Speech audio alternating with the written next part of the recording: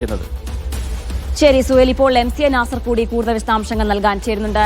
നാസർ, ഏറ്റവും പ്രധാനപ്പെട്ട കാര്യം ഈ ഗസ സിറ്റി പൂർണ്ണമായും പിടിച്ചെടുക്കാനുള്ള ഇസ്രായേലിന്റെ നീക്കത്തിന് ഇടയാണ് ഇപ്പോൾ ഫ്രീഡം ഫ്ലോട്ടില എന്ന മൂവ്മെന്റ് ശക്തമായി മുന്നോട്ട് നടന്നുകൊണ്ടിരിക്കുന്നത്. ഇപ്പോൾ നമ്മൾ നേരത്തെ സൂചിപ്പിച്ചതുപോലെ തന്നെ ഈ കുറച്ച് ആഴ്ചകളായി നിരവധി കുഞ്ഞുങ്ങളടക്കം നൂറുകണക്കിന് പേരാണ് അവിടെ പട്ടിണി മരണത്താൽ കൊല്ലപ്പെടുന്ന ഒരു സാഹചര്യം ഒക്കെ ഉണ്ടായത്. അതുകൊണ്ട് തന്നെ ഈ ഒരു മൂവ്മെന്റിനെ നമ്മൾ എങ്ങനെ കാണണം? പക്ഷേ ഇസ്രായേലിന്റെ ഒരു നീക്കം ഏത് തരത്തിലാകാനാണ് സാധ്യത? എത്രത്തോളം വെല്ലുവിളി നിറഞ്ഞതായിരിക്കും ഇത്? അതിശക്തമായിട്ടുള്ള നടപടികളുമായിട്ട് മുന്നോട്ട് പോകാനാണ് ഇന്ന് ചേർന്നിരിക്കുന്ന ഇസ്രായേലിന്റെ സുരക്ഷാ മന്ത്രിസഭ യോഗം തീരുമാനിച്ചിരിക്കുന്നത്. ഇത്തരം ഒരു കപ്പലുകളെയും ഗസയുമായി ചേർന്ന് ആ പ്രദേശത്തേക്ക് അടുപ്പിക്കുകയില്ല. ഇസ്രായേലിന്റെ പരിധിയിലുള്ള സമുദ്രാതിർത്തിയിൽ വരുന്നൊരു ഘട്ടത്തിൽ തന്നെ ആ കപ്പലുകൾ ബലം പ്രയോഗിച്ച് പിടിച്ചെടുക്കാനുള്ള ഒരു തീരുമാനം ഇന്നത്തെ ഇസ്രായേൽ മന്ത്രിസഭാ യോഗം കൈക്കൊണ്ടിട്ടുണ്ട്. അതുകൊണ്ട് വളരെ ശക്തമായിട്ടുള്ള നടപടികൾ ഇത്തരം നീക്കങ്ങൾക്കെതിരെ ഉണ്ടാകും. ഏത് ഭാഗത്തു നിന്നുള്ള ഇത്തരം കപ്പലുകൾ ഗസയ്ക്ക് ഐക്യദാർഢ്യം പ്രകടിപ്പിച്ചുള്ള നീക്കങ്ങൾ അതൊരു നിലയ്ക്കും അനുവദിക്കുകയില്ല. അതിനുവേണ്ടി ഒരു പ്രത്യേക സംഘത്തെ തന്നെ നിയോഗിക്കാനും ഒരു തീരുമാനം ഇന്ന് ഇസ്രായേൽ മന്ത്രിസഭാ യോഗം കൈക്കൊണ്ടിട്ടുണ്ട്. അതിന്റെ ഭാഗമായിട്ട് അടുത്ത 4-ാം തീയതിയോ 5-ാം തീയതിയോട് കൂടിയായിരിക്കാം പിന്നെ അതിശക്തമായിട്ടുള്ള ചില സൈനിക നടപടികൾ ഈ കപ്പലുകൾക്കെതിരെ ഇസ്രായേൽ എടുക്കാൻ തുനിഞ്ഞിരിക്കുന്നത്. അന്തർദേശീയ തലത്തിൽ വലിയ പ്രത്യാഘാതം ഉണ്ടാക്കും എന്നതുകൊണ്ട് തന്നെ ഏതെങ്കിലും അർത്ഥത്തിലുള്ള ആക്രമണ നടപടികൾക്ക് പകരം ബലം പ്രയോഗിച്ച് തന്നെ കപ്പലുകൾ പിടിച്ചെടുക്കാനും അതിൽ വരുന്ന ഗ്രേറ്റർ തുംബർഗ് ഉൾപ്പെടെയുള്ളവരെ ബലം പ്രയോഗിച്ച് അറസ്റ്റ് ചെയ്യാനുമുള്ള ഒരു തീരുമാനം കൂടി ഇസ്രായേൽ നേതൃത്വം ഇന്ന് കൈക്കൊണ്ടിട്ടുണ്ട്. അതിനുവേണ്ടി പ്രത്യേക വിഭാഗത്തെയും നിയോഗിച്ചതായിട്ടുള്ള റിപ്പോർട്ടുകളാണ് ഇസ്രായേൽ മാധ്യമങ്ങളിൽ ഇപ്പോൾ വന്നുകൊണ്ടിരിക്കുന്നത്.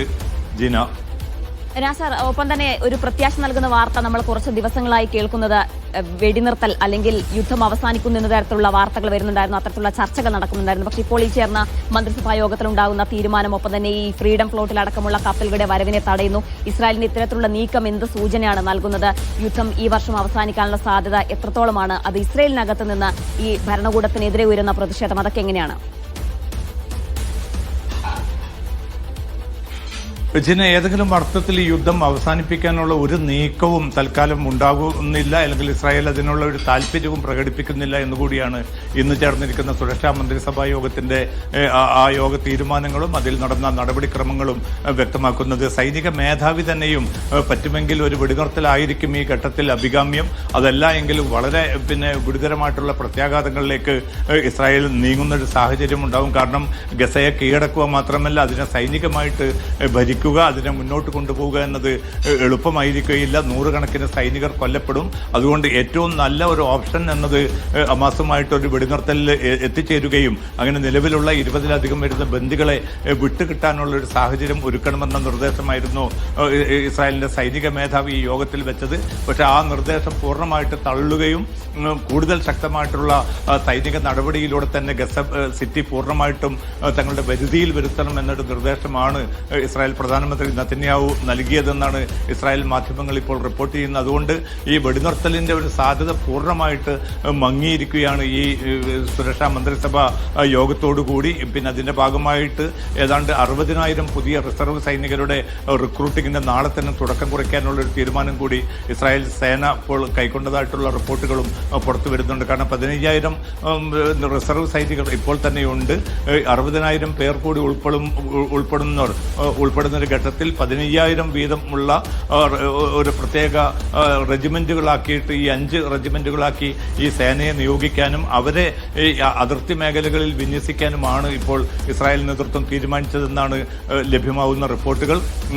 മാത്രമല്ല മറ്റ് പൂർണ്ണസമയ സൈനികരെ ഗസയിൽ തന്നെ നിലനിർത്താനും ഗസയിൽ പിടിച്ചടക്കാൻ വേണ്ടി കൂടുതൽ ശക്തമായിട്ടുള്ള സൈനിക വിന്യാസം ആ ഭാഗത്തേക്ക് കേന്ദ്രീകരിക്കാനുമുള്ള ഒരു തീരുമാനം കൂടി കൈക്കൊണ്ടിട്ടുണ്ട്. എന്തായാലും 100-ലേറെ സൈനികർ എങ്കിലും ഈ ഒരു ഗസ സിറ്റി പിടിച്ചടക്കുന്നതിലൂടെ തങ്ങൾക്ക് നഷ്ടപ്പെടുമെന്നൊരു വിലയിരുത്തലിലാണ് ഇപ്പോൾ സൈനിക നേതൃത്വം എത്തിച്ചേർന്നിരിക്കുന്നത്. കാരണം വളരെ ശക്തമായിട്ടുള്ള ചെറുത്തുനിൽപ്പ് ഇസ്രായേൽ നേതൃത്വം പേടിക്കുന്നുണ്ട്. അതുകൊണ്ട് തന്നെ വളരെ കരുതലോടുകൂടി മാത്രമായിരിക്കും ഗസ സിറ്റി പിടിച്ചെടുക്കാനുള്ള നീക്കങ്ങൾ ഉണ്ടാവുക. നേരത്തെ ജീന സൂചിപ്പിച്ചതുപോലെ ഒരുപക്ഷെ ഈ വർഷാവസാനം വരെയും ഈ ഒരു ഗസ പിടിച്ചെടുക്കൽ യജ്ഞം നീണ്ടേക്കുമെന്ന മുന്നറിയിപ്പ് കൂടി സൈനിക നേതൃത്വം നൽകിയിട്ടുണ്ട്. അതിന്റെ അടിസ്ഥാന അടിസ്ഥാനത്തിലാണ് ഒരുപക്ഷെ ഈ ആക്രമണം അല്ലെങ്കിൽ യുദ്ധം എന്നത് ഈ വർഷാവസാനം വരെ നീണ്ടു നിന്നേക്കുമെന്ന് അമേരിക്കയുടെ പശ്ചിമേഷ്യൻ ദൂതൻ സ്റ്റീവ് വിറ്റ്കോഫ് ഇന്ന് വൈകിട്ട് പ്രതികരിച്ചത്. പക്ഷെ അതിനു മുമ്പ് തന്നെ ഒരു വെടിനിർത്തലിനോ അല്ലെങ്കിൽ ഈ യുദ്ധവിരാമത്തിനുള്ള ഒരു നീക്കങ്ങൾ അമേരിക്കയുടെ ഭാഗത്തുനിന്ന് ഉണ്ടാകുമെന്ന് കൂടി സ്റ്റീവ് വിറ്റ്കോഫ് വ്യക്തമാക്കുന്നുണ്ട്. പക്ഷേ ഇപ്പോൾ ഇസ്രായേൽ പ്രഖ്യാപിച്ചിരിക്കുന്ന ആ പദ്ധതിയിൽ ഇടപെടാനോ അതിൽ നിന്ന് ഇസ്രായേലിനെ പിന്തിരിപ്പിക്കാനോ ഉള്ള ഒരു നീക്കവും തൽക്കാലം അമേരിക്ക നടത്തുന്നതല്ല. അങ്ങനെ ഘട്ടത്തിൽ പുറത്തുവരുന്ന സൂചനകൾ നോക്കുകയാണെങ്കിൽ ഉടനെന്നും ഗസയിലെ യുദ്ധം അവസാനിക്കാൻ പോകുന്നില്ല എന്നാണ് മനസ്സിലാക്കുന്നത്. അത്തരത്തിലുള്ള തീരുമാനങ്ങൾ തന്നെയാണ് ഇന്ന് ചേർന്ന ഇസ്രായേലിന്റെ മന്ത്രിസഭാ യോഗത്തിലും എടുത്തിട്ടുള്ളത് എന്നാണ് പറയുന്നത്. എന്തായാലും ആ ഒരു സാഹചര്യത്തിൽ കൂടി ഒരു പ്രതീക്ഷ നൽകുന്ന വാർത്ത എന്ന് പറയുന്നത് ഫ്രീഡം ഫ്ലോട്ടില മൂവ്മെന്റ് ആണ്. 50-ലധികം കപ്പലുകളാണ് ഇപ്പോൾ ഇസ്രായേലിന്റെ ഉപരോധത്തെ മറികടക്കാനായി ഗസയിലേക്ക് പോകുന്നത്. MC നാസറും BK സുഹൈലുമാണ് വിശദാംശങ്ങൾ നൽകിയത്. കരിപ്പൂരിൽ നിന്ന് ദുബായിലേക്ക് പോകേണ്ട എയർ ഇന്ത്യ വിമാനം വൈകുന്നതിൽ പ്രതിഷേധവുമായി യാത്രക്കാർ. ഉച്ചയ്ക്ക് 1:40 പുറപ്പെടേണ്ട വിമാനമാണ് വൈകുന്നത്. സാങ്കേതിക തകരാർ എന്നാണ് എയർ ഇന്ത്യയുടെ വിശദീകരണം.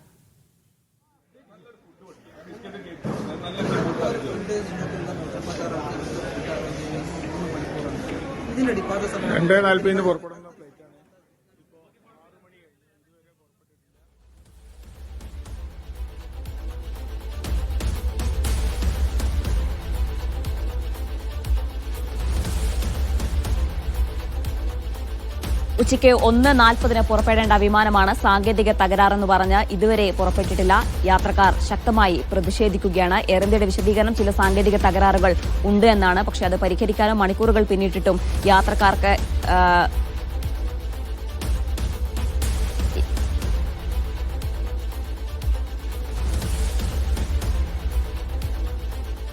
ദുബായിലേക്ക് പോകേണ്ട വിമാനമാണ്. കരിപ്പൂരിൽ നിന്ന് ദുബായിലേക്ക് പോകേണ്ട എയർ ഇന്ത്യ വിമാനമാണ് വൈകുന്നത്. യാത്രക്കാർ പ്രതിഷേധം തുടരുകയാണ്.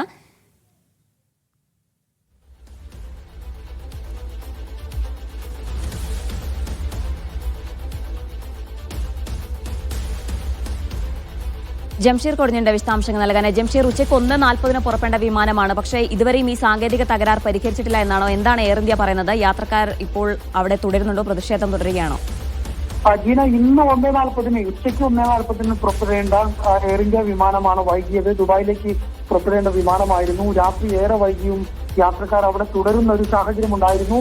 വലിയ തരത്തിലുള്ള പ്രതിഷേധത്തിലേക്ക് യാത്രക്കാർ പോകുന്ന ഒരു ഘട്ടമുണ്ടായിരുന്നു. ഇപ്പോൾ ഏതാണ്ട് 11:30 കൂടി മറ്റൊരു വിമാനം തയ്യാറാക്കി അത് പുറപ്പെടുമെന്നാണ് ഇപ്പോൾ ഈ യാത്രക്കാർക്ക് നിർദ്ദേശം ലഭിച്ചിരിക്കുന്നത്. അല്പസമയത്തിനകം തന്നെ മറ്റൊരു വിമാനം തയ്യാറാക്കിയിട്ടുണ്ട്. ആ വിമാനത്തിൽ ഇവിടെ യാത്ര അയക്കാമെന്നുള്ളൊരു തീരുമാനത്തിലാണ് ഇപ്പോൾ എയർ ഇന്ത്യ എത്തിയിട്ടുള്ളത്. സാങ്കേതിക തകരാറ് മൂലമാണ് ഈ കൃത്യസമയത്ത് എയർ ഇന്ത്യ വിമാനത്തിന് പറക്കാൻ കഴിയാതിരുന്നത് എന്നാണ് എയർ ഇന്ത്യ നൽകുന്ന വിശദീകരണം. എന്നാൽ ഇതിനകത്ത് എപ്പോൾ ഇനി മറ്റൊരു വിമാനം വരും അല്ലെങ്കിൽ മറ്റെന്തെങ്കിലും സംവിധാനം ഉണ്ട് എന്ന കാര്യത്തിൽ അനിശ്ചിതത്വം തുടരുന്ന ഒരു സാഹചര്യം ഉണ്ടായിരുന്നു. അത് പിന്നീട് ഉച്ച കഴിഞ്ഞ് വൈകുന്നേരം കഴിഞ്ഞു രാത്രിയായിട്ടും അതിലൊരു വ്യക്തത വരാതായതോടുകൂടിയാണ് യാത്രക്കാരുടെ നേതൃത്വത്തിൽ വലിയ പ്രതിഷേധത്തിലേക്ക് കാര്യങ്ങൾ പോകുന്ന ഒരു സാഹചര്യം ഉണ്ടായത്. ഈ പ്രതിഷേധം കടുത്തതോടുകൂടിയാണ് ഇപ്പോൾ മറ്റൊരു വിമാനം തയ്യാറാക്കി ദുബായിലേക്ക് പുറപ്പെടാൻ യാത്രക്കാരെ തയ്യാറാക്കി നിർത്തിയിരിക്കുന്നത്. ഇപ്പോൾ അല്പസമയത്തിനകം തന്നെ വിമാനം പുറപ്പെടുമെന്നാണ് ഇപ്പോൾ നമുക്ക് ഏറ്റവും ഒടുവിലായി ലഭിക്കുന്ന വിവരം. ശരി ജംഷീർ, 11:00 യാത്രക്കാർക്ക് മറ്റൊരു വിമാനം ഏർപ്പാടാക്കുമെന്നാണ് ഇപ്പോൾ ലഭിക്കുന്ന വിവരം. ജംഷീർ കൊടിഞ്ഞാണ് വിശദാംശങ്ങൾ നൽകിയത്. ഖത്തറിൽ സാമ്പത്തിക പിഴയിളവ് പദ്ധതിയുടെ സമയപരിധി ഈ വർഷം അവസാനം വരെ നീട്ടി. ജനറൽ ടാക്സ് അതോറിറ്റിയുടേതാണ് ഉത്തരവ്. നികുതിദായകർക്ക് ആശ്വാസകരമാകുന്നതാണ് തീരുമാനം. നികുതിയുമായി ബന്ധപ്പെട്ട സാമ്പത്തിക പിഴകളിൽ 100% ഇളവ് നൽകുന്ന പദ്ധതിയുടെ കാലാവധിയാണ് ജനറൽ ടാക്സ് അതോറിറ്റി ഡിസംബർ 31 നീട്ടിയത്. നേരത്തെ ആഗസ്റ്റ് 31 സമയപരിധി. നികുതിദായകർക്കുള്ള പിന്തുണ എന്ന നിലയിലാണ് സമയം നീട്ടി നൽകുന്നതെന്ന് അതോറിറ്റി അറിയിച്ചു. ഇളവുകൾ പരമാവധി പ്രയോജനപ്പെടുത്തണമെന്നും അധികൃതർ അഭ്യർത്ഥിച്ചു. ധരീബ പോർട്ടൽ വഴിയാണ് ഇളവിനായി അപേക്ഷ നൽകേണ്ടത്. ഇതിനാവശ്യമായ രേഖകളും സമർപ്പിക്കണം. അധിക സാമ്പത്തിക ഭാരങ്ങളില്ലാതെ ടാക്സ് സ്റ്റാറ്റസ് തീർക്കാനുള്ള അവസരമാണ് പദ്ധതിയെന്ന് ടാക്സ് അതോറിറ്റി പലകുറി ഓർമ്മിപ്പിച്ചിരുന്നു. 7000-ലേറെ നികുതിദായകർ ഇളവിന്റെ ആനുകൂല്യം പ്രയോജനപ്പെടുത്തിയതായി ടാക്സ് അതോറിറ്റി അറിയിച്ചു. 160 കോടി ഖത്തർ റിയാലിന്റെ സാമ്പത്തിക പിഴകൾ ഒഴിവാക്കിയിട്ടുണ്ട്. 54,000 നികുതി റിട്ടേണുകൾ സമർപ്പിക്കപ്പെട്ടു. 2014 മുതൽ 2024 വരെയുള്ള കാലയളവിലെ കുടിശ്ശികകളാണ് തീർപ്പാക്കിയതെന്നും അതോറിറ്റി വ്യക്തമാക്കി. Media 1 Doha. സൗദിയിൽ കനത്ത മഴയ്ക്കും വെള്ളപ്പൊക്കത്തിനും സാധ്യതയെന്ന് മുന്നറിയിപ്പ്. ജീസാൻ, അസീർ, അൽബഹ, മക്ക എന്നിവിടങ്ങളിലാണ് സാധ്യത. കാലാവസ്ഥാ നിരീക്ഷണ കേന്ദ്രത്തിന്റേതാണ് അറിയിപ്പ്. വേനലിന്റെ അവസാനമായെങ്കിലും സൗദിയിൽ ചൂട് തുടരുകയാണ്. അതേസമയം സൗദിയുടെ വിവിധയിടങ്ങളിൽ കഴിഞ്ഞ ദിവസങ്ങളിൽ മഴ കനത്തിരുന്നു. മദീന നഗരത്തിന് പുറത്തും മക്കയിലും കഴിഞ്ഞ ദിവസം മഴ ലഭിച്ചു. ജീസാൻ, അസീർ, അൽബഹ, മക്ക എന്നിവിടങ്ങളിൽ കനത്ത മഴ ലഭിക്കുമെന്നാണ് നിലവിലെ അറിയിപ്പ്. വെള്ളപ്പൊക്കത്തിനും സാധ്യതയുണ്ട്. കാലാവസ്ഥാ നിരീക്ഷണ കേന്ദ്രത്തിൻ്റെതാണ് അറിയിപ്പ്. ശനിയാഴ്ച വരെ മേഖലകളിൽ ഇതേ കാലാവസ്ഥ തുടരും. ഹൈവേകളിൽ യാത്ര ചെയ്യുമ്പോൾ ഡ്രൈവർമാർ ജാഗ്രത പാലിക്കണം. വെള്ളപ്പൊക്ക സാധ്യതയുള്ള പ്രദേശങ്ങളും വെള്ളം കെട്ടിക്കിടക്കുന്ന സ്ഥലങ്ങളും സന്ദർശിക്കുന്നത് ഒഴിവാക്കണം. കാലാവസ്ഥാ കേന്ദ്രം നൽകുന്ന വിവരങ്ങൾ ശ്രദ്ധിക്കണമെന്നും മുന്നറിയിപ്പിലുണ്ട്. Mishal Cherpulassery, media 1, Riyadh. September പകുതിക്ക് ശേഷം കുവൈത്തിലുടനീളമുള്ള താപനില ക്രമേണ കുറയുമെന്ന് കാലാവസ്ഥാ നിരീക്ഷകൻ ഫഹദ് അൽ ഒദൈബി. ഒക്ടോബർ തുടക്കത്തിൽ താപനില 30 ഡിഗ്രിയിൽ താഴെയാകുമെന്നും സെപ്റ്റംബർ അവസാനത്തിലും ഒക്ടോബർ മാസങ്ങളിലും ഒറ്റപ്പെട്ട മഴയ്ക്ക് സാധ്യതയുണ്ടെന്നും അൽ ഉദൈബി പറഞ്ഞു. റിയാദിൽ വില്ല അപ്പാർട്ട്മെന്റ് വാടകകൾ കുത്തനെ ഉയരുന്നത് കുറഞ്ഞു. സൗദി റിയൽ എസ്റ്റേറ്റ് സ്റ്റോക്ക് എക്സ്ചേഞ്ചിന്റെ കണക്ക് പ്രകാരം ശരാശരി 40% വരെയാണ് ഇടിവ്. സൗദി ഭരണകൂടത്തിന്റെ പ്രത്യേക പദ്ധതികൾക്ക് പിന്നാലെയാണ് നിരക്കിടിവ്. വൻകിട കമ്പനികളുടെ വരവും ജോലി തേടി കൂടുതൽ പേർ അയൽ രാജ്യങ്ങളിൽ നിന്നും ചേക്കേറുകയും ചെയ്തതോടെയാണ് റിയാദിൽ വാടക നിരക്ക് കൂടാൻ തുടങ്ങിയത്. കഴിഞ്ഞ ആഴ്ച മുതൽ വർദ്ധിക്കുന്ന നിരക്കിൽ 40% വരെ ഇടിവ് വന്നതായി റിയൽ എസ്റ്റേറ്റ് എക്സ്ചേഞ്ച് കണക്കുകൾ ചൂണ്ടിക്കാട്ടുന്നു.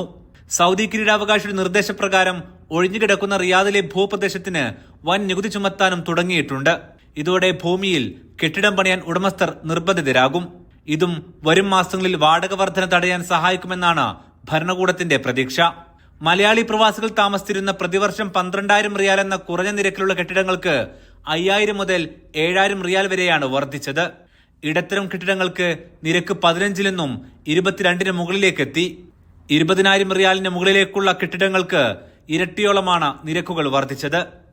ഈ വർധനവിലാണ് ഇപ്പോൾ താൽക്കാലിക ആശ്വാസം. പ്രവാസികളിൽ ബാച്ചിലേഴ്സിന്റെയും കുടുംബങ്ങളുടെയും ജീവിത ചിലവും ഇതോടെ വർദ്ധിച്ചു. Aftab Rahman, media 1, Riyadh. കുവൈത്തിൽ അനധികൃത ബാച്ചിലർ ഹൌസിംഗിനെതിരെ മുനിസിപ്പാലിറ്റിയുടെ നടപടി. ഹവല്ലി ഗവർണറേറ്റിലെ റുമൈദിയയിലും സൽവയിലുമുള്ള വിവിധ കെട്ടിടങ്ങളിലെ വൈദ്യുതി വിച്ഛേദിച്ചു. എഞ്ചിനീയറിംഗ് ഓഡിറ്റിംഗ് വിഭാഗം നടത്തിയ പരിശോധനയിലാണ് നടപടി.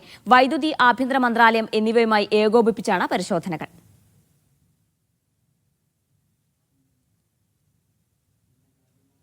സൗദിയിൽ തൊഴിൽ താമസ രേഖകളില്ലാത്ത നിരവധി പേർ പിടിയിൽ. ഒരാഴ്ചയ്ക്കിടെ 20,000-ലേറെ പേരാണ് അറസ്റ്റിലായത്. പിടിയിലായവരിൽ ഭൂരിഭാഗം പേരെയും നാടുകടത്തി. തൊഴിൽ, താമസം, അതിർത്തി സുരക്ഷ എന്നിവയുമായി ബന്ധപ്പെട്ട നിയമലംഘനങ്ങൾക്കെതിരെയാണ് നടപടി സ്വീകരിച്ചത്. വിവിധ സുരക്ഷാ യൂണിറ്റുകളും പാസ്പോർട്ട് വിഭാഗത്തിനും കീഴിലായിരുന്നു ഫീൽഡ് പരിശോധന. ഓഗസ്റ്റ് 22 മുതൽ 28 വരെ 20,319 പേരെയാണ് പിടികൂടിയത്. ഇതിൽ 12,891 പേരും ഇക്കാമ പുതുക്കൽ, ഹുറൂബ് തുടങ്ങി താമസ നിയമലംഘനങ്ങളാണ്. 3,888 പേർ അതിർത്തി സുരക്ഷ ലംഘിച്ചതിനും 3,540 പേർ തൊഴിൽ നിയമലംഘനത്തിനും പിടിയിലായി. കഴിഞ്ഞ ഒരാഴ്ചയ്ക്കുള്ളിൽ നടപടി പൂർത്തിയാക്കി 11,279 പേരെ നാടുകടത്തിയിരുന്നു. അതിർത്തി സുരക്ഷാ ചട്ടങ്ങൾ ലംഘിച്ചെത്തുന്നവർക്ക് ഏതെങ്കിലും തരത്തിൽ സഹായം നൽകിയാൽ 15 വർഷം വരെ തടവു ശിക്ഷ ലഭിക്കുമെന്ന് ആഭ്യന്തര മന്ത്രാലയം മുന്നറിയിപ്പ് നൽകി. Sabith Saleem, media 1, Jeddah. Dubai metro 3 സ്റ്റേഷനുകളിലേക്ക് ഇനി നേരിട്ട് സർവീസ് നടത്തും. റെഡ് ലൈനിലെ തിരക്ക് കുറയ്ക്കാനാണ് നടപടി. അൽഫർദാൻ, എക്സ്പോ 2020, ലൈഫ് ഫാർമസി എന്നീ സ്റ്റേഷനുകളിലേക്കാണ് നേരിട്ടുള്ള സർവീസ്. ഏറ്റവും തിരക്ക് അനുഭവപ്പെടുന്ന രാവിലെ 7 മുതൽ 9 വരെയും വൈകിട്ട് 4 മുതൽ 8 വരെയുമാണ് നേരിട്ടുള്ള സർവീസ് ഉണ്ടാവുക. സെന്റർ പോയിന്റിൽ നിന്ന് അൽഫർദാനിലേക്കാണ് പുതുതായി നേരിട്ടുള്ള സർവീസ് പ്രഖ്യാപിച്ചത്. സെന്റർ പോയിന്റിൽ നിന്നും എക്സ്പോ 2020, ലൈഫ് ഫാർമസി എന്നീ സ്റ്റേഷനുകളിലേക്കും നേരിട്ട് സർവീസ് ആരംഭിച്ചിരുന്നു. തിരക്കുള്ള സമയങ്ങളിൽ മറ്റു സ്റ്റേഷനുകളിൽ നിർത്താതെയാകും നേരിട്ടുള്ള സർവീസ്. ഈ 3 റൂട്ടുകളിലും ഇരുദിശകളിലേക്കും സർവീസ് ഉണ്ടാകും. നേരിട്ടുള്ള സർവീസ് ആരംഭിച്ചതോടെ തിരക്കൊരു പരിധിവരെ കുറയ്ക്കാൻ കഴിയുമെന്നാണ് RTAയുടെ പ്രതീക്ഷ. Media 1, Dubai. മാനദണ്ഡങ്ങൾ പാലിക്കുന്ന കാര്യത്തിൽ ഒന്നാമതെത്തി സൗദിയിലെ റിയാദ് കിങ് ഖാലിദ് അന്താരാഷ്ട്ര വിമാനത്താവളം. ജിദ്ദയിലെ കിങ് അബ്ദുൽ അസീസ് അന്താരാഷ്ട്ര വിമാനത്താവളമാണ് തൊട്ടുപിറകിൽ. സിവിൽ ഏവിയേഷൻ ജനറൽ അതോറിറ്റിയാണ് കണക്കുകൾ പുറത്തുവിട്ടത്. സേവന മാനദണ്ഡങ്ങൾ പാലിക്കുന്ന കാര്യത്തിലാണ് നേട്ടം. റിയാദ് കിങ് ഖാലിദ് അന്താരാഷ്ട്ര വിമാനത്താവളമാണ് 1-ാം സ്ഥാനത്ത്. പ്രകടന മാനദണ്ഡങ്ങൾ പാലിച്ചതിന്റെ അടിസ്ഥാനത്തിലാണ് നേട്ടം. മാനദണ്ഡങ്ങൾ പാലിക്കുന്നതിന്റെ കാര്യത്തിൽ 82% ഉയർച്ച. സിവിൽ ഏവിയേഷൻ ജനറൽ അതോറിറ്റിയാണ് കണക്കുകൾ പുറത്തുവിട്ടത്. 11 അടിസ്ഥാന മാനദണ്ഡങ്ങളുടെ അടിസ്ഥാനത്തിലാണ് തെരഞ്ഞെടുപ്പ്. അവയിൽ പ്രധാനപ്പെട്ടവ ഇവയാണ്: യാത്രാ നടപടികളുടെ വേഗത, പാസ്പോർട്ട്, കസ്റ്റംസ് മേഖലകളിലെ സുതാര്യത, വൈകല്യമുള്ളവർക്ക് ലഭിക്കുന്ന സേവനങ്ങളുടെ ഗുണമേന്മ, അന്താരാഷ്ട്ര സേവന നിലവാരം തുടങ്ങിയവയാണവ. മദീന, അബഹ, അറാർ വിമാനത്താവളങ്ങളും സേവനത്തിൽ മുന്നിലാണ്. ഡൊമസ്റ്റിക് മേഖലയിൽ 100% മാനദണ്ഡങ്ങൾ പാലിച്ച് ഖുറയ്യാത്ത് വിമാനത്താവളമാണ് മുന്നിൽ. Mishal Cherpulassery, media 1, Riyadh. കുവൈത്തിൽ സൽവയിലേക്ക് പോകുന്ന അൽത ആവുൻ സ്ട്രീറ്റിലെ 2 വരി പാതകളിൽ ഗതാഗതം ഭാഗികമായി അടച്ചിടുമെന്ന് ജനറൽ ട്രാഫിക് വകുപ്പ് അറിയിച്ചു. 6 റിംഗ് റോഡിലേക്ക് പോകുന്ന അൽ മോത്ത് സ്ട്രീറ്റ് മുതൽ അലി അൽ ഉദൈന സ്ട്രീറ്റ് വരെയായിരിക്കും അടച്ചിടുക. എല്ലാ ദിവസവും വൈകുന്നേരം 4 മുതൽ പുലർച്ചെ 4 വരെയാണ് അടച്ചിടുകയെന്ന് അധികൃതർ അറിയിച്ചു. UAE-ക്ക് പുതിയ ആരോഗ്യമന്ത്രി അഹമ്മദ് അലി അൽ സായി ആണ് പുതിയ ആരോഗ്യമന്ത്രി. നിലവിലെ ആരോഗ്യമന്ത്രി അബ്ദുറഹ്മാൻ അൽ ഉവൈസ ഫെഡറൽ നാഷണൽ കൌൺസിൽ കാര്യ സഹമന്ത്രി സ്ഥാനത്ത് തുടരും. UAE പ്രധാനമന്ത്രി ഷെയ്ഖ് മുഹമ്മദാണ് മന്ത്രിതലത്തിലെ മാറ്റങ്ങൾ പ്രഖ്യാപിച്ചത്. സെപ്റ്റംബർ മാസത്തിൽ കുവൈത്തിലെ ആകാശത്ത് വ്യത്യസ്തമായ ജ്യോതിശാസ്ത്ര സംഭവങ്ങൾ ദൃശ്യമാകുമെന്ന് ഷെയ്ഖ് അബ്ദുള്ള അൽ സലേം കൾച്ചറൽ സെന്ററിലെ സ്പേസ് എക്സിബിറ്റ് അറിയിച്ചു. സെപ്റ്റംബർ 7-ന് പൂർണ്ണചന്ദ്രഗ്രഹണം അറേബ്യൻ ഗൾഫ് മേഖലയിൽ പൂർണ്ണമായി ദൃശ്യമാകും. 2018 ശേഷമുള്ള ആദ്യ പൂർണ്ണഗ്രഹണമായിരിക്കും ഇത്. ഖത്തറിൽ പക്ഷിവേട്ട സീസണ് തുടക്കം. ദേശാടന പക്ഷികളെയും വന്യജീവികളെയും കർശന ഉപാധികളോടെ വേട്ടയാടാൻ അനുമതി നൽകുന്ന കാലത്തിനാണ് തുടക്കമായത്. അറബികളുടെ പ്രധാന വിനോദങ്ങളിലൊന്നാണ് പക്ഷിവേട്ട. സെപ്റ്റംബർ 1 മുതൽ ഫെബ്രുവരി 15 വരെയാണ് പക്ഷിവേട്ടയുടെ കാലം. പരിസ്ഥിതി കാലാവസ്ഥാ വ്യതിയാന വകുപ്പിന്റെ മേൽനോട്ടത്തിൽ കർശന ഉപാധികളോടെയാണ് വേട്ട നടക്കുക. തണുപ്പെത്തുന്നതോടെ മരുഭൂമിയിലെത്തുന്ന ദേശാടന പക്ഷികളെയും വന്യജീവികളെയുമാണ് വേട്ടയാടാൻ അനുമതി നൽകുന്നത്. രാത്രികാലങ്ങളിൽ പക്ഷിവേട്ട അനുവദിക്കില്ല. ഏഷ്യൻ ബസ്റ്റാർഡ് എന്നറിയപ്പെടുന്ന ഹുബാറ പക്ഷികളെ ഫാൽക്കണുകൾ ഉപയോഗിച്ച് മാത്രമേ വേട്ടയാടാവൂ. ഇലക്ട്രോണിക് ഉപകരണങ്ങൾ, പക്ഷിയുടെ ശബ്ദം പുറപ്പെടുവിക്കുന്ന ബേർഡ് കോളർ എന്നിവ ഉപയോഗിച്ച് വേട്ട നടത്തരുത്. പക്ഷികളുടെ കൂടുകൾ, മുട്ടകൾ എന്നിവ നശിപ്പിക്കരുത്. വേട്ടയാടിയ പക്ഷികളെ വിൽക്കുന്നത് നിരോധിച്ചതായും മന്ത്രാലയം അറിയിച്ചു. രാജ്യത്ത് വംശനാശ ഭീഷണി നേരിടുന്ന മൃഗങ്ങളെയും പക്ഷികളെയും വേട്ടയാടുന്നതിന് നിരോധനമുണ്ട്. ഹുബാറയ്ക്ക് പുറമെ യൂറേഷ്യൻ പക്ഷിയായ കർവാൻ, കാട്ടുതാറാവ്, blue rock, song thrush, desert ബീറ്റർ തുടങ്ങി വേട്ടയ്ക്ക് അനുമതിയുള്ള പക്ഷികളുടെ പട്ടിക അധികൃതർ പുറത്തിറക്കിയിട്ടുണ്ട്. കാട്ടുമുയൽ, ഒട്ടകപ്പക്ഷി, മുള്ളംപന്നി, ചെറുമാൻ, ഈജിപ്ഷ്യൻ ഫ്രൂട്ട് ബാറ്റ് തുടങ്ങിയ ജീവികളെ വേട്ടയാടുന്നതിന് വിലക്കുണ്ട്. പരിസ്ഥിതി റിസർവ് മേഖലകൾ, പൂന്തോട്ടങ്ങൾ, നഗരപരിധികൾ എന്നിവയ്ക്കുള്ളിൽ വേട്ട പാടില്ല. Media 1, Doha. ഷാർജ സഫാരി പാർക്കിലെ മുതലക്കുഞ്ഞിന് മോദി എന്ന് പേരിട്ടു. മുതലക്കുഞ്ഞിന് പേര് നിർദ്ദേശിക്കാൻ സോഷ്യൽ മീഡിയയിലൂടെ സഫാരി പാർക്ക് ആവശ്യപ്പെട്ടിരുന്നു. പിന്നാലെയാണ് പേര് തെരഞ്ഞെടുക്കപ്പെട്ടത്. ഈ മുതലക്കുഞ്ഞിന് മോദി എന്നറിയപ്പെടും. ഷാർജ സഫാരി പാർക്ക് മുതലക്കുഞ്ഞിന് പേരിടാൻ സോഷ്യൽ മീഡിയയിൽ പൊതുജനത്തിന്റെ അഭിപ്രായം തേടിയിരുന്നു. കമന്റായി പേരുകൾ നിർദ്ദേശിക്കുന്നതിൽ നിന്ന് ഒരു പേര് മുതലക്കുഞ്ഞിനിടാനായിരുന്നു ഇത്. കമന്റ് ബോക്സിൽ പിന്നീട് കണ്ടത് പൊരിഞ്ഞ പോരാട്ടം. അപ്പുക്കുട്ടൻ, ഉണ്ണിക്കുട്ടൻ, കുട്ടാപ്പി, മമ്മാലി തുടങ്ങി സിംബ, ഡുബാബി, ഡ്രാക്കോ, മാർക്കോ അങ്ങനെ പേരുകളുടെ പെരുമഴ. ദിവസങ്ങൾക്കിപ്പുറം ആ മുതലക്കുഞ്ഞിന്റെ കാര്യത്തിൽ പാർക്ക് ഒരു തീരുമാനത്തിലേക്കെത്തി. അവന് മോദി എന്ന് പേരിട്ടു. കരുത്ത് അല്ലെങ്കിൽ സന്തോഷം എന്നർത്ഥമുള്ള മോദി എന്ന പേര് മുതലക്കുഞ്ഞിനിട്ട കാര്യം പാർക്ക് തന്നെയാണ് സോഷ്യൽ മീഡിയയിൽ പങ്കുവച്ചത്. Media 1, Sharjah. കുവൈത്തിൽ റമദാനിലെ അവസാന ആഴ്ച വിദ്യാർത്ഥികൾക്കും അധ്യാപകർക്കും ജീവനക്കാർക്കും അവധി പ്രഖ്യാപിച്ചു. പുതിയ പഞ്ചവത്സര വിദ്യാഭ്യാസ കലണ്ടർ പുറത്തിറക്കി. വിദ്യാഭ്യാസ മന്ത്രി സയ്യിദ് ജലാൽ അൽ തബ്ദായിയാണ് ഇക്കാര്യം അറിയിച്ചത്. സ്കൂൾ ദിവസങ്ങൾ ബാധിക്കാതെ വിദ്യാഭ്യാസ രംഗത്തിന് സ്ഥിരതയും കാര്യക്ഷമതയും ഉറപ്പാക്കാനാണ് പുതിയ തീരുമാനമെന്ന് അധികൃതർ വ്യക്തമാക്കി. കുവൈത്ത് ആരോഗ്യ മന്ത്രാലയത്തിലെ ജീവനക്കാർക്ക് ഇനി smart finger print mobile app വഴി നേരിട്ട് അവധിക്ക് അപേക്ഷിക്കാം. പേപ്പർ അധിഷ്ഠിത ഇടപാടുകൾ ഒഴിവാക്കിയാണ് പുതിയ സംവിധാനം. ഡിജിറ്റൽ വൽക്കരണവും വേഗത്തിലുള്ള പ്രോസസ്സിംഗും കൃത്യമായ ട്രാക്കിംഗും ഉറപ്പാക്കുകയാണ് ലക്ഷ്യം. റവറൻ ഫാദർ മത്തായി സക്കറിയയ്ക്ക് കുവൈത്ത് വിമാനത്താവളത്തിൽ ഊഷ്മള സ്വീകരണം നൽകി. 8 നോമ്പാചരണത്തിനും സെന്റ് ഗ്രിഗോറിയോസ് ഇന്ത്യൻ ഓർത്തഡോക്സ് മഹാ ഇടവക വാർഷിക കൺവെൻഷനിലും അദ്ദേഹം പങ്കെടുക്കും. വാർഷിക കൺവെൻഷൻ സെപ്റ്റംബർ 1 മുതൽ 6 വരെ നടക്കും. OICC Kuwait national committee doctor Maria ഉമ്മനുമൊത്ത അബ്ബാസിയ യുണൈറ്റഡ് സ്കൂളിൽ സ്നേഹവിരുന്ന് സംഘടിപ്പിച്ചു. ചടങ്ങിൽ ബിനു ചേമ്പാലയം അധ്യക്ഷത വഹിച്ചു. നാഷണൽ പ്രസിഡന്റ് വർഗീസ് പുതുക്കുളങ്ങര ഉദ്ഘാടനം നിർവഹിച്ചു. Varghese Joseph, Joy John, MA Nizam എന്നിവർ ആശംസകൾ അറിയിച്ചു. വേണു പൂർണിമ 2025 പ്രവർത്തനങ്ങൾക്ക് ഡോക്ടർ മറിയ ഉമ്മൻ ഉപഹാരങ്ങൾ സമ്മാനിച്ചു. സുരേഷ് മാത്തൂർ, വിപിൻ മങ്ങാട് എന്നിവർ നേതൃത്വം നൽകി. കുവൈത്ത് ഇസ്ലാമിക് കൌൺസിലിന്റെ സിൽവർ ജൂബിലി സേവനമുദ്ര പുരസ്കാരത്തിന് കോഴിക്കോട് കാദി സയ്യിദ് മുഹമ്മദ് കോയ ജമലുല്ലൈലി തങ്ങളെ തെരഞ്ഞെടുത്തു. സംഘടനയുടെ പുരോഗതിക്കായി ജീവിതം സമർപ്പിച്ച നേതാക്കളെ ആദരിക്കാനാണ് സേവനമുദ്ര പുരസ്കാരം നൽകുന്നതെന്ന് സെപ്റ്റംബർ 5 വെള്ളിയാഴ്ച നടക്കുന്ന മുഹബത്ത റസൂൽ സമ്മേളനത്തിൽ പുരസ്കാരം സമ്മാനിക്കുമെന്ന് KIC നേതാക്കൾ അറിയിച്ചു. ഓൾ ഇന്ത്യ KMCC ബംഗളൂരുവിൽ സമൂഹ വിവാഹം സംഘടിപ്പിച്ചു. ഇതിന്റെ ഭാഗമായി 12 പേരുടെ വിവാഹം നടന്നു. വിവാഹ ചടങ്ങുകൾക്ക് സാദിഖ് അലി ശിഹാബ് തങ്ങൾ നേതൃത്വം നൽകി.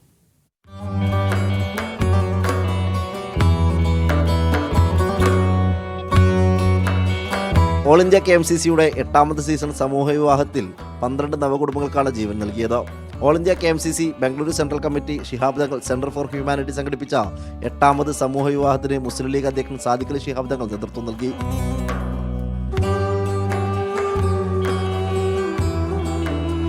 ബംഗളൂരു നഗരത്തിൽ നിന്നും 150 കിലോമീറ്റർ ചുറ്റളവിലെ നിർധനരായ 12 യുവതി യുവാക്കൾക്കാണ് സമൂഹ വിവാഹത്തിലൂടെ മംഗല്യ സ്വപ്നം പൂവണിഞ്ഞത്. ഇതോടെ 8 സീസണുകളിലായി 1042 കുടുംബങ്ങൾക്കാണ് വൈവാഹിക ജീവിതത്തിന്റെ സന്തോഷം നൽകിയത്. മീഡിയ കോഴിക്കോട്. ദുബായിലെ ഇടത് അനുകൂല പ്രവാസി കൂട്ടായ്മയായ ഓർമ്മയ്ക്ക് പുതിയ നേതൃത്വം. ഡോക്ടർ നൌഫൽ പട്ടാമ്പിയാണ് പുതിയ കേന്ദ്ര കമ്മിറ്റി പ്രസിഡന്റ്.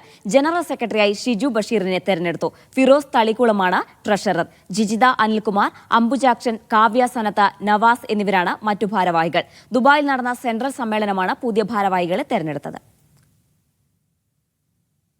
കോഴിക്കോട് ചാത്തമംഗലം ഇഷ്ടിക ബസാർ സൗഹൃദ കൂട്ടായ്മയുടെ ചെണ്ടുമല്ലി തുമ്പപ്പൂ വിളവെടുപ്പ് ഉദ്ഘാടനം കുന്നമംഗലം MLA അഡ്വക്കേറ്റ് PT റഹീം നിർവഹിച്ചു. 17ാം വാർഡ് മെമ്പർ ശ്രീജ പൂളക്കമണ്ണിൽ അധ്യക്ഷയായി. തുടർന്ന് നടന്ന പൂക്കൊട്ട നിർമ്മാണ ക്ലാസ് ചാത്തമംഗലം പ്രസിഡന്റ് ഒളിക്കൽ ഗഫൂർ ഉദ്ഘാടനം ചെയ്തു. പഞ്ചായത്തിലെ മികച്ച കർഷകനായ ശിവദാസിനെയും പൂക്കൊട്ട നിർമ്മാണ ക്ലാസ് എടുത്ത ചന്ദ്രനെയും MLA ആദരിച്ചു.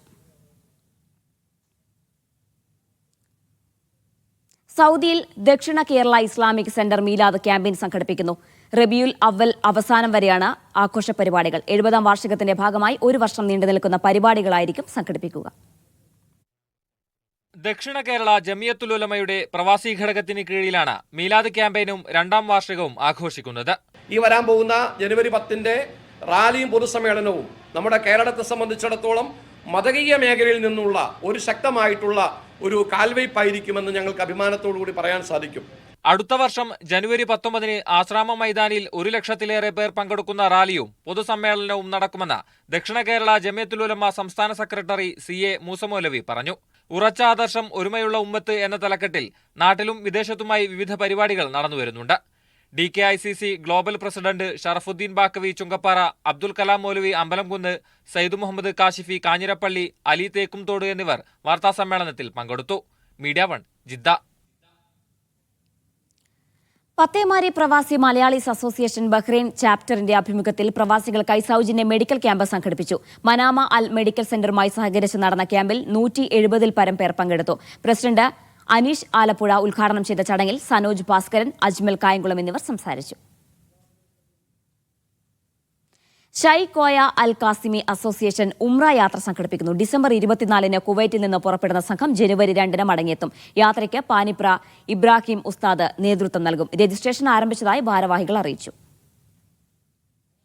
മനാമ മലങ്കര ഓർത്തഡോക്സ് സഭയുടെ ഗൾഫ് മേഖലയിലെ പ്രഥമ ദേവാലയമായ ബോംബെ ഭദ്രാസനത്തിലെ Bahrain Saint Mary's Indian Orthodox കത്തീഡ്രലിൽ 8 നോമ്പ് ആചരണം ആരംഭിച്ചു.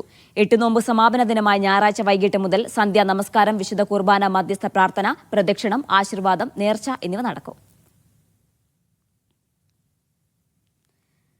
റിയാദിൽ മലയാളി കെട്ടിടത്തിന്റെ 2ാം നിലയിൽ നിന്ന് വീണ് മരിച്ചു. കണ്ണൂർ മൊട്ടമൽ സ്വദേശി സതീശനാണ് മരിച്ചത്. 57 വയസ്സായിരുന്നു. വെൽഡിംഗ് ജോലിക്കിടെയാണ് അപകടം. മൃതദേഹം നാട്ടിലേക്ക് കൊണ്ടുപോകാനുള്ള നടപടികൾ ആരംഭിച്ചിട്ടുണ്ട്. ഇടതുപക്ഷ സംഘടനയായ കേളിയുടെ സജീവ പ്രവർത്തകനായിരുന്നു സതീശൻ.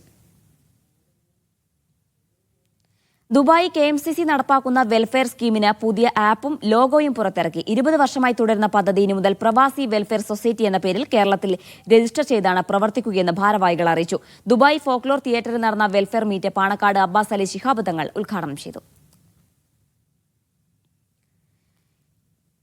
ന്യൂനമർദ്ദത്തിന്റെ ഫലമായി അടുത്ത ദിവസങ്ങളിൽ UAE-യിൽ കാറ്റിനും മഴയ്ക്കും സാധ്യതയുണ്ടെന്ന മുന്നറിയിപ്പ്. ബുധനാഴ്ച മുതൽ വെള്ളിയാഴ്ച വരെ രാജ്യത്തിന്റെ തെക്ക് കിഴക്ക് മേഖലകളിലാണ് കാറ്റും മഴയും അനുഭവപ്പെടുക. കടൽ പ്രക്ഷുബ്ധമായിരിക്കുമെന്നും കാലാവസ്ഥാ നിരീക്ഷണ കേന്ദ്രം അറിയിച്ചു. ഹൃദയാഘാതത്തെ തുടർന്ന് പട്ടാമ്പി കൊപ്പം സ്വദേശി ഖത്തറിൽ അന്തരിച്ചു. അബ്ദുൽ ജബ്ബാറാണ് മരിച്ചത്. 51 വയസ്സായിരുന്നു. 20 വർഷമായി ഖത്തറിൽ ജോലി ചെയ്തു വരികയായിരുന്നു. മൃതദേഹം നാട്ടിലേക്ക് കൊണ്ടുപോകും. ഇന്ത്യൻ കൾച്ചറൽ സെന്ററിൽ സാദാത്ത് അസോസിയേഷൻ ഓഫ് ഖത്തർ സ്നേഹസംഗമം സംഘടിപ്പിച്ചു. Indian embassy first secretary Harish Pande ഉദ്ഘാടനം ചെയ്തു. Panakkad Abbas Ali Shihab Thangal, Jafar Thangal Mampuram, advocate Hussain Saqafi Chullikode, Hamid Imbichikoya Thangal, Safari group MD Zainul Abid തുടങ്ങിയവർ പങ്കെടുത്തു.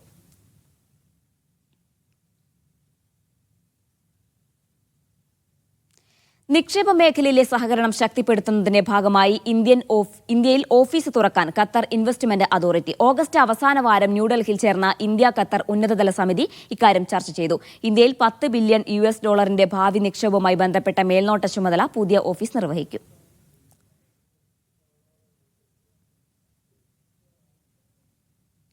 സൗഹൃദോണം എന്ന പേരിൽ ബഹ്റൈനിൽ കുടുംബ സൗഹൃദ വേദി സംഘടിപ്പിക്കുന്ന ഓണാഘോഷ പരിപാടികൾ ഈ മാസം 26-ന് നടക്കും. BMC ഹാളിൽ രാവിലെ 10 മണി മുതൽ നടക്കുന്ന പരിപാടികളുടെ പോസ്റ്റർ പ്രകാശനം നടന്നു.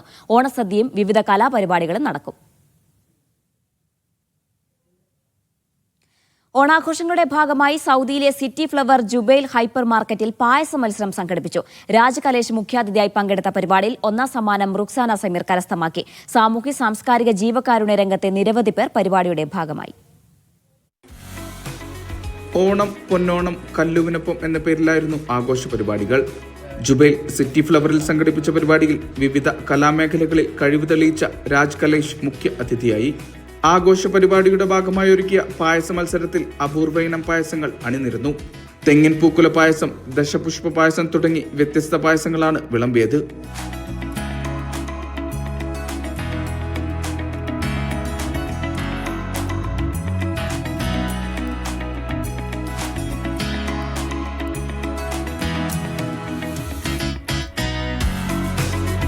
ഒന്നാം സമ്മാനം റുക്സാന സമീർ കരസ്ഥമാക്കി. ആയിഷ ഷഹീൻ 2ാം സമ്മാനവും പ്രമോദ് ബീബാത്തുമ്മ എന്നിവർ 3ാം സമ്മാനവും പങ്കിട്ടു. സാമൂഹ്യ സാംസ്കാരിക ജീവകാരുണ്യ രംഗത്തെ നിരവധി ആളുകൾ പരിപാടിയുടെ ഭാഗമായി. സിറ്റി ഫ്ലവർ മാനേജർമാരായ സക്കീർ, നൌഷാദ് തുടങ്ങിയവർ പരിപാടി നിയന്ത്രിച്ചു. 28ഓളം വിഭവങ്ങൾ ഉൾപ്പെടുത്തി ഓണസദ്യയും ആഘോഷങ്ങളുടെ ഭാഗമായി ലഭ്യമാക്കിയിട്ടുണ്ട്. മുൻകൂട്ടി ബുക്ക് ചെയ്യുന്നവർക്കായിരിക്കും അവസരം. Media 1 Dammam. UAE-യിലെ റോസ്റ്ററി രംഗത്തെ പ്രമുഖ സ്ഥാപനമായ അൽ റാഫി ഷാർജ ദൈദിൽ പുതിയ ഷോറൂം തുറന്നു. അൽ റാഫിയുടെ 94ാമത്തെ ശാഖയാണിത്. ഷാർജ ദൈദിലെ ദൈദ് മാളിലാണ് അൽ റാഹിയുടെ പുതിയ ഷോറൂം പ്രവർത്തനം ആരംഭിച്ചത്. ഉസ്താദ് റാഷിദ് ബുഹാരി ഷോറൂമിന്റെ ഉദ്ഘാടനം നിർവഹിച്ചു. 2 പതിറ്റാണ്ടോളമായി വിവിധ രാജ്യങ്ങളിൽ നിന്ന് മുന്തിയതരം നട്സുകൾ, ഈത്തപ്പഴം, ഡ്രൈ ഫ്രൂട്ട്സ്, സുഗന്ധവ്യഞ്ജനങ്ങൾ, ചോക്ലേറ്റുകൾ, കോഫി പൗഡർ എന്നിവ ഇറക്കുമതി ചെയ്ത് ഹോൾസെയിൽ റീറ്റെയിൽ രംഗത്ത് ശക്തമായ സാന്നിധ്യമായ സ്ഥാപനമാണ് അൽ റാഹി റോസ്റ്ററി. ഇത് നമ്മുടെ 94ാമത്തെ ഔട്ട്ലെറ്റാണ് ഇവിടെ തുറന്ന് പ്രവർത്തിക്കുന്നത്. ഷാർജയിൽ ഇത് 4ാമത്തെ ഔട്ട്ലെറ്റാണ്. കസ്റ്റമർക്ക് വിശ്വാസമാണ്, നമ്മളെ പ്രൊഡക്റ്റിലുള്ള വിശ്വാസമാണ് അൽ റാഹിയുടെ മികവ്. കസ്റ്റമർ സർവീസിലും പ്രൈസിലും ക്വാളിറ്റിയിലും നമ്മൾ എപ്പോഴും ശ്രദ്ധിക്കുന്നത് കൊണ്ടാണ് നമുക്ക് ഇത്രയും സംതൃപ്തരായ കസ്റ്റമേഴ്സ് നമുക്ക് നിലനിൽക്കുന്നത്. Al Rahi managing director Tanveer Tajuddin, executive ഡയറക്ടർമാരായ നൌഷാദ് കൊറോത്ത്, അജ്മൽ അസീസ് തുടങ്ങിയവർ ഉദ്ഘാടന ചടങ്ങിൽ പങ്കെടുത്തു. Media 1 Sharjah. മലയാളി യുവാവ് ഹൃദയാഘാതത്തെ തുടർന്ന് ജിദ്ദയിൽ മരിച്ചു. നിലമ്പൂർ പോത്തുകൽ സ്വദേശി PT അറഫാത്താണ് മരിച്ചത്. 33 വയസ്സായിരുന്നു. നടപടികൾ പൂർത്തിയാക്കി ജിദ്ദയിൽ ഖബറടക്കം നടത്തും. സഹായങ്ങൾക്ക് മറ്റും ജിദ്ദ KMCC വെൽഫെയർ വിങ് കൂടെയുണ്ട്. നെഹ്റു ട്രോഫി ജലോത്സവം പ്രവാസികൾക്കായി ബിഗ് സ്ക്രീനിൽ പ്രദർശിപ്പിച്ച പൂർവ്വ വിദ്യാർത്ഥി കൂട്ടായ്മ പരുമല ദേവസ്വം പമ്പ കോളേജ് അലുമിനിയാണ് ദുബായിൽ സൗകര്യമൊരുക്കിയത്. ചടങ്ങിൽ പമ്പ തിലക് ക്യാമ്പസ് പ്രഭാ പുരസ്കാരം മച്ചിങ്ങൽ രാധാകൃഷ്ണന് സമ്മാനിച്ചു. അക്കാഫ് ഭാരവാഹികളായ Paul T Joseph, Shine Chandrasenan, elite group MD Harikumar തുടങ്ങിയവർ സംസാരിച്ചു. ദുബായിൽ സുരക്ഷാ ചട്ടങ്ങൾ കാറ്റിൽ പറത്തി ഗ്യാസ് സിലിണ്ടർ വിതരണം നടത്തിയിരുന്ന മിനി ബസ് പോലീസ് പിടിച്ചെടുത്തു. മിനി ബസ്സിലെ സീറ്റുകൾ ഒഴിവാക്കി വൻ അപകടത്തിന് ഇടയാക്കുന്ന വിധം സിലിണ്ടർ നിറച്ചാണ് വാഹനം സർവീസ് നടത്തിയിരുന്നത്. വാഹന ഉടമയ്ക്കെതിരെ നിയമ നടപടി ആരംഭിച്ചതായി പോലീസ് അറിയിച്ചു.